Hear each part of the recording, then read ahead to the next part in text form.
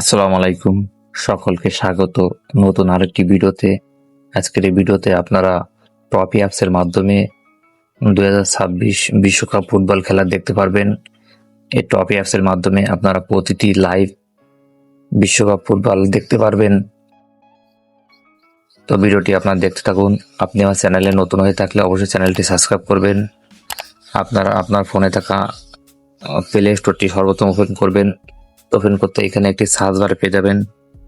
এই সার্চ বারে আপনারা টপি লিখে সার্চ করবেন।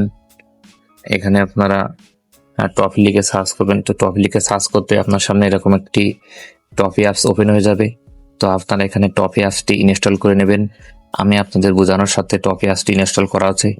তো আমি এখান থেকে টপি অ্যাপসটি ওপেন করব। তো ওপেন করতেই আমার সামনে এরকম একটি ইন্টারফেস আসবে। তো এখানে আপনারা লাইভ টিভি এবং এক্সপোর্ট এই দুটি অপশন পেয়ে যাবেন। তো আপনারা এই দুটি অপশনের মাধ্যমে খেলা দেখতে পারবেন। তো আপনারা লাইভ টিভিতে ক্লিক করবেন। তো ক্লিক করতে আপনার সামনে এরকম এক্সপোর্ট চ্যানেল এরকম চলে আসবে, আর এপাশে ভিউয়াল চলে আসবে। তো আপনারা এখানে ভিউয়ালে ক্লিক করবেন।